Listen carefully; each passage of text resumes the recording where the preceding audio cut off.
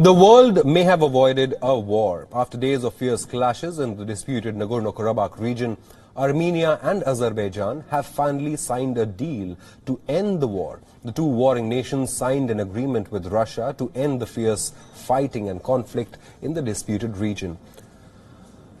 The pact signed with Russia calls for the deployment of nearly 2,000 Russian peacekeepers and territorial concessions as well.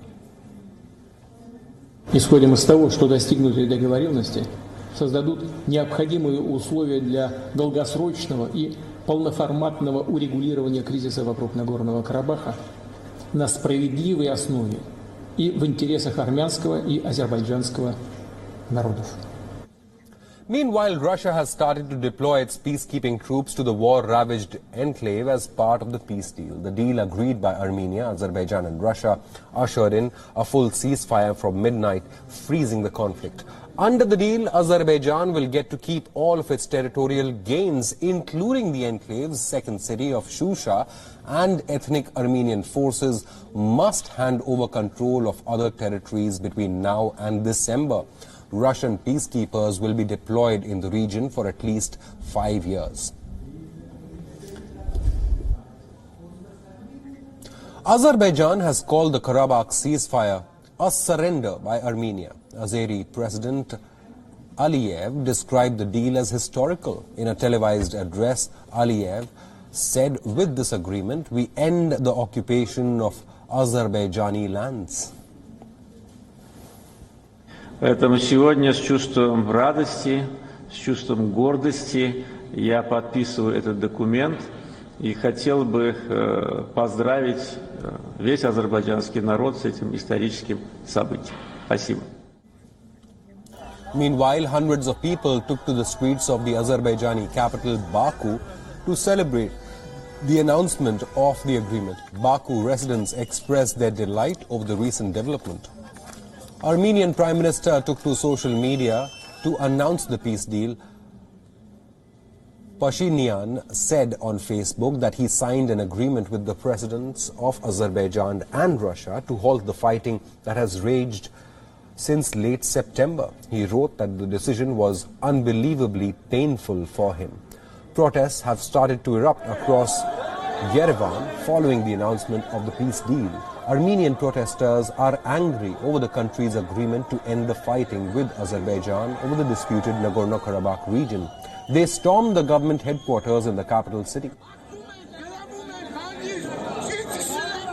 Chaotic scenes erupted inside Armenia's parliament in the early hours of Tuesday as protesters, angry at a ceasefire deal, seized control of its chamber to denounce the country's leadership.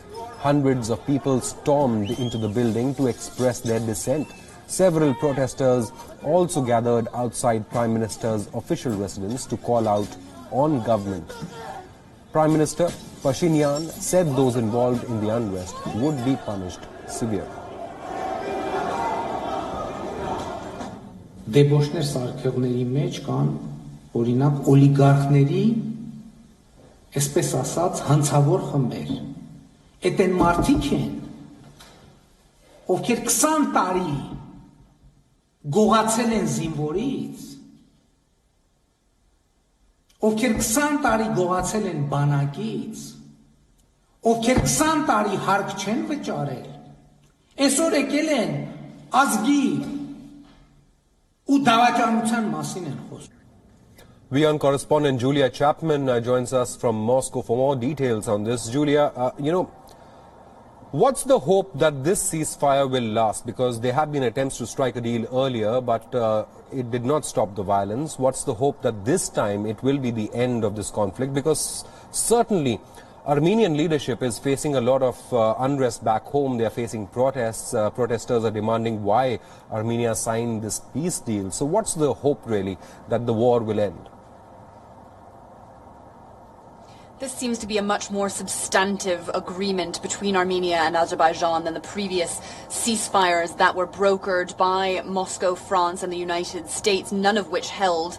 They were all broken within minutes of coming into effect. This time things are looking very different indeed, and that is mostly because it appears that Armenia has been forced into a position where it has had to back down. It has signed an agreement saying that it will withdraw its military from positions in Nagorno-Karabakh, and it has also ceded some territory to Azerbaijan. So a really significant capitulation, and that's the word being used by the Azerbaijani President Ilham Aliyev, who is really declaring victory, although of course Azerbaijan has not managed to retake the entirety of Nagorno-Karabakh, and crucially the capital Stepanakert remains under Armenian control.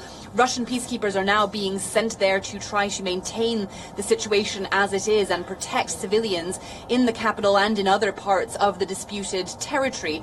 But these are significant concessions from the Armenian side, and as you say, they haven't gone down very well amongst the Armenian people, with protests breaking out in Yerevan, with protesters accusing the Prime Minister of giving up essentially in the fight in Nagorno-Karabakh. And of course the reason for that is that Armenia has been overpowered by Azerbaijan, whose military is much stronger, much better resourced, and simply from a military perspective there was no chance that Armenia could have won this conflict without any external help, and that was help that Russia, its ally, was simply not willing to give, preferring instead to maintain neutrality on this matter.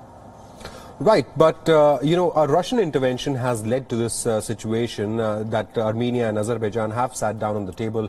They have allowed Russian peacekeepers to enter the region as well and stay there for the next 5 years. So there is an attempt to maintain peace in this region, at least till the Russian peacekeepers are there. But a Russian helicopter was also shot down over Armenia, and Azerbaijan has claimed responsibility for that and offered even to compensate Russia for the loss. So what's the role Russia has played, and what's the long-term solution that Russia is looking at as far as the Nagorno-Karabakh conflict is concerned?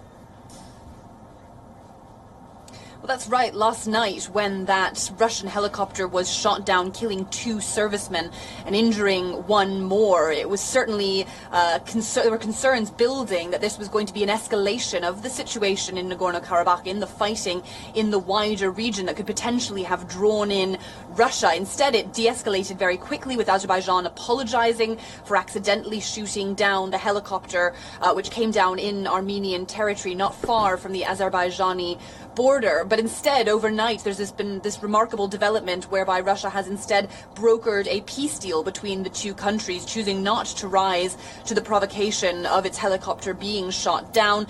Instead, as I say, trying to maintain neutrality. As for how long this situation can hold, that really does depend on whether Azerbaijan is satisfied with what it has won in this peace deal, with the territorial gains that it has made over the last 6 weeks, and whether Armenia is really willing to back down, as its Prime Minister has suggested overnight in that very controversial statement where he said it was a painful decision to come to this agreement, but it was a decision that was made in consultation with military experts who appear to be advising the Prime Minister, Nikol Pashinyan, that there was really no way for Armenia to win this war. Julia, we all can hope that long-term conflict can be avoided, and we'll come to you for any further developments. As of now, a deal has been struck between Armenia and Azerbaijan to end the fighting, with Armenia agreeing to concede certain locations in Nagorno-Karabakh that have been captured by Azerbaijan.